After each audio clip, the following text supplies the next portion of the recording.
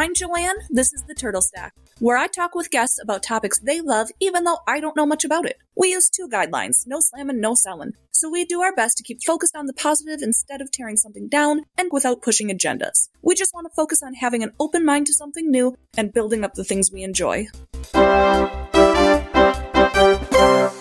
Let's get into it. This week I am here with Julie. What are we going to be talking about today, Julie? We're going to be talking about my love for weird roadside attractions and specifically the Corn Palace. That's really awesome. I'm very excited. Now, I do know a little bit about the Corn Palace because I did go there, but I went there based on your recommendation. Yes. So for everyone else, what is the Corn Palace? So the Corn Palace is in Mitchell, South Dakota, and it is a giant building that gets decorated with ears of corn, and they like redo the designs every year so that the outside's different every year, and it's amazing. Yeah, it was really super cool. They light it up too, don't they? Yeah, at night. And the last time I was there, I didn't make it at nighttime, so I missed the light up show. So when you say decorate it with corn, like what do the decorations kind of look like? So they pick like a different theme every year, and they redo the whole outside. So last year I was there, it was because they redo it in the fall, like when the harvest comes in. So I was seeing the 2018 design last summer in 2019. And it was like military themed. So it was like all different murals of like different military operation type things, different branches of the military. And they change it every year. So it's like a giant mural, and they use all different kinds of corn. There's like all different colors, and then they literally like staple and nail each one to the side of the building. And they redo it every year. Now, how did you find out about the Corn Palace? In middle school, we had this project for actually the computer class. This was like before the internet. This is the thing. Where you had to plan a road trip. And my dad was the computer teacher. So it was like a surprise to me that after, like, you have to look up different like things to see. And I like planned this trip across to the west. And then that summer we took my road trip that I had planned. That's so cute. And so I was like looking for weird things, and I found the Corn Palace, and he let me go. So was that kind of your start of like liking weird random roadside attractions, or did you like them before that? My parents were both teachers, so we took road trips every summer. Like that was our vacation. We went on the road, and my dad likes to stop and see like any sign. And I'm not really into like just like the history ones. They're okay. I like learning. That's great. But I mean, the weirder the better. Yeah. Yeah, and the Corn Palace really is like, it's so cool. It's so unique. I can't think of anything that even compares to it. It's on the building, the world's one and only. So when I went as a kid inside, so they have like a basketball court inside. That's how big the building is. Like there's a full basketball court that they use in the winter inside. And when I was a kid, they had all these little booths set up, and like different people sold different random craft stuff, mostly corn related. I know I got a doll made out of corn husks when I was a kid. And now like it's more like mass made souvenirs, but they're still great, corn themed. I know when I went, I picked up some popcorn for a friend of mine, and I want to say there were probably like 20 different flavors of popcorn, and they had a little chart for like this one's crunchier or sweeter or crisper, and it was just like this whole world of popcorn that I had no idea existed. Right? There's so many types of corn. Mm-hmm. Yeah. So then I got, this last time I got an awesome coffee mug that's shaped like an ear of corn. Oh, that's cute. It was fun. And I was super disappointed because we were hoping to get a game of cornhole. I wanted a Corn Palace themed cornhole game. They didn't have it. They're really missing out on that one. Yeah, I know when I went, I really wanted a coloring book of the murals that came with a set of crayons that was the different colors of corn. Oh, that's a good too. We need to send them some of these ideas. And the inside of the building, right? There's murals even on the inside of the building, and those will stay. Those are like the original ones that have been there since that building was built. I want to say like early 1900s or something. The building went up. I know that they did the first one in the 1800s. It was like 1890 something. So what happened to the first Corn Palace? This is like the third building. Like they've rebuilt it and made it bigger. Oh, okay, that makes sense. Yeah. So the first one was like much smaller because they had like this overabundance of corn that they couldn't sell, and that like the harvest had been so good, and they were like celebrating it. Like, oh look, we have so much corn. What a great problem to have. Yeah. But so then the murals on the inside, when they had it rebuilt, they had a person design the murals inside to like represent all different parts of like South Dakota. So there's like Native American ones and different landmarks and stuff. And then those ones stay all the time, and just the outside changes every year. That's so cool. Yeah, I was impressed. There's a lot of like the golds to browns to kind of like purpley burgundy sort of colors. Yeah. But also the layout. They cut them so that they have like angles and there's movement. Yeah, it's a real mural. Yeah, exactly. It's really impressive, genuine artwork. It's just made out of corn. Yeah, and I love, so you can go upstairs to the second floor, and there's like this big balcony, so you can like get a little bit closer look at the outside murals, because it's you can go out on the outside. And then all through the hallways of the top, there's the picture from every year. You can see all the different murals. That's cool. Yeah, it's a great place for selfies. And they also have one of my favorite, like, every good kitschy roadside attraction needs to have this with it. They have like the cutout where you can stick your face in there, so you can be the ear of corn. Yeah, and I know there was kind of a community around the Corn Palace too. Like I remember there were a few unique shops and tourist attractions in the area too. So it's kind of just a fun little town. Yeah, there's not like a whole ton else around there, but yeah, they have like the cute little downtown with some other shops and things. I mean, because you get to walk around this whole building. The murals, go all the way around. It's not like just the front facade. So you said that you've kind of done a lot of road tripping and you've stopped at a few different places. Is there any other roadside attractions that really stick out in your mind? Last summer when I went back to the Corn Palace, we were going all the way to Yellowstone and to Idaho. I kind of planned a few other outings on the way there and the way back.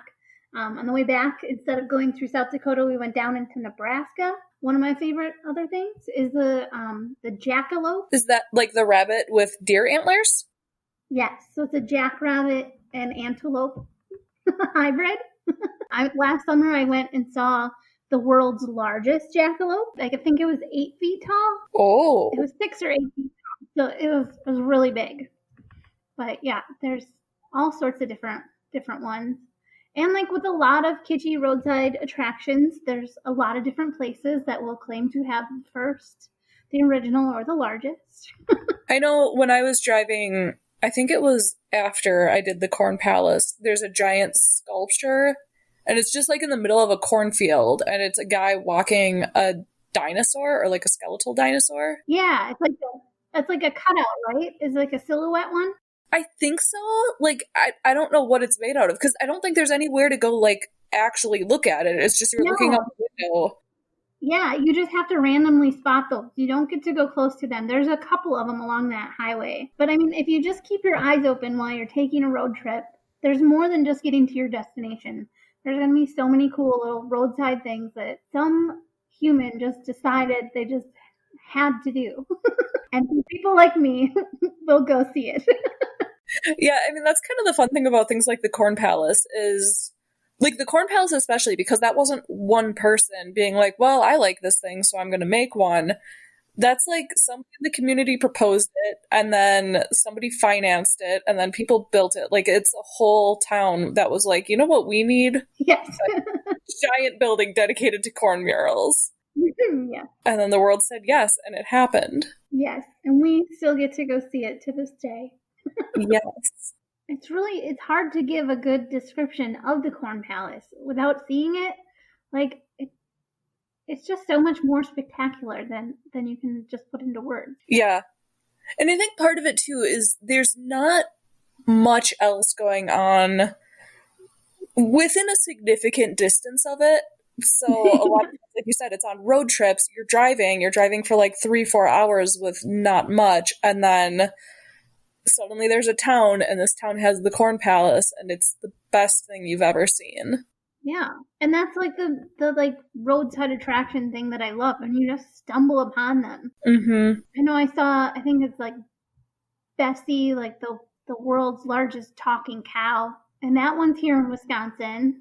And I didn't go to see that one. I just stumbled upon it. I like when places like embrace their weirdness too, because there's like Metropolis. What is that, in Illinois? And there is a giant like 10-foot Superman that you can go and see.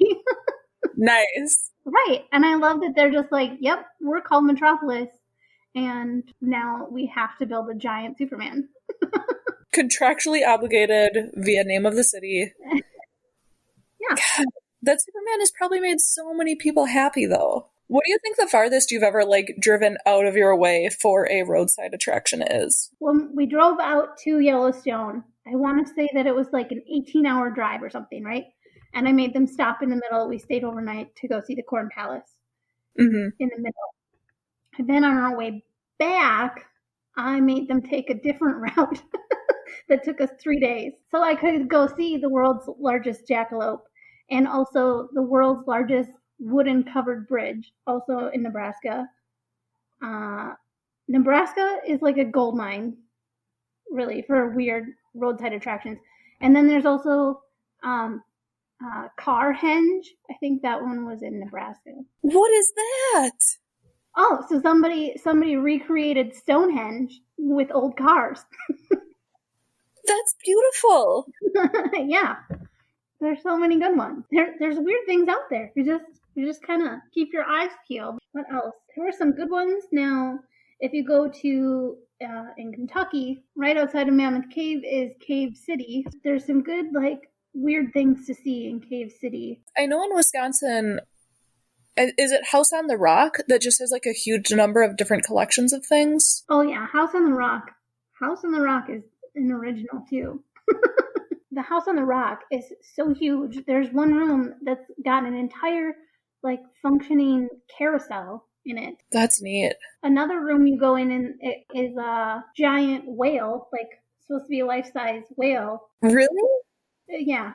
It's just like hanging there and you like can walk around it. One of the things that I was interested in House on the Rock, I hear that they have, it's like an automated orchestra where it's kind of like a music box, but it's a full orchestra with all of the instruments. I do remember that. I feel like you had to like put a quarter in to things. There was like a room where you just had to put quarters into everything. I mean, I have quarters. I have that. Yes. Speaking of quarters and Corn Palace again too, did you smush your quarter at the Corn Palace?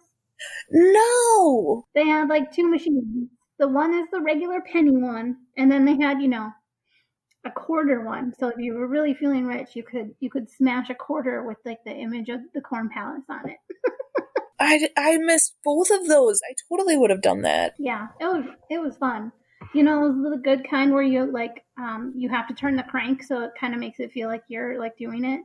Yeah, I know Corn Palace. It was really fun to see, like inside the shop. There were a ton of signs with different corn puns on them, and I wish I could remember them, but they were good. Yeah, you have to have like a good like sense of humor in your items if you're selling them at like a Corn Palace. Yeah, I think within 3 seconds of hearing the word Corn Palace if it's a place that you're going to enjoy or not. I beg to differ because so I went with my mom and my brother, right? And they were like purely entertaining me that we were going to go to the Corn Palace. They tried to find ways around it, let's be honest, but I had to go. And I think that they truly, like, even driving up there that day to go see it, were just like, okay, can you be done in 15 minutes? But then we spent like an hour there, and I think that they actually enjoyed it too. Yeah. So you can judge whether or not you think you're gonna like it if it's for you, but you got to give it a try. Yeah, I mean, I guess that is a good point. With the Corn Palace specifically, it is kind of more than just a roadside tourist attraction. Because also, like you said, it has a lot of history to it. And the artwork is legitimately impressive. Like, it's corn, but it's impressive and interesting to look at. So, yeah, there's something for everyone at the Corn Palace. Whether you like history, whether you like corny puns and jokes, whether you like... One of us had to say it. Or whether you like, old photographs, because they've got all the old photographs of the building. So there's something for everyone. I mean, if you listened this far and you still need more information about the Corn Palace, then you just need to plan a road trip, and you just need to just look a little outside the normal box, and you'll just be amazed at all the wonders there are to see. Yeah, like you said, if you drive around, you're just going to find people doing their thing, and people who went, you know what I think needs to exist, and then they made it exist. Oh yeah, so that's like one that I haven't seen, but like is my goal, is like the world's largest ball of twine. Yeah, so there's like a war of people trying to have the largest ball of twine, and so then there's like subcategories now. So like in my dream world, I would plan a road trip where I could see all of the different ones. Oh yeah, I know the world's largest ball of paint was another one that I was really interested in. I haven't been. Is it ongoing? Is it one of the ongoing ones, or is it like finite? Yeah, it's ongoing. So basically it started when a dad and his son decided to paint a baseball, and then they decided to repaint the baseball. So they kind of just kept like layering and layering and layering paint on the same baseball. And then eventually got to the point where he'd like invite friends over, and he'd invite like relatives and things like that, and people could all add a layer of paint. And I think you can like set up an appointment where you can go add a layer of paint. I am all for that. That is great. Let's all contribute. I know there's a ball of string where you're still like allowed to add to it. Oh, okay. Well, you and I need to do a road trip together and just add to as many giant balls as we can. Yes. Let's do it. That sounds great. I think that's it. I think that's it too. Thank you so much for being on my podcast and talking to me about the Corn Palace and other roadside attractions. Yeah, I hope I can spread just a little bit more love for the Corn Palace.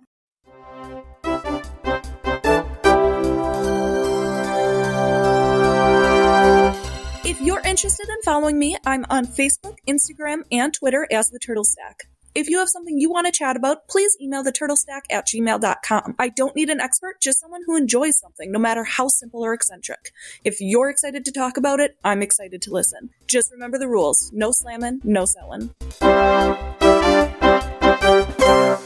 Thanks for listening.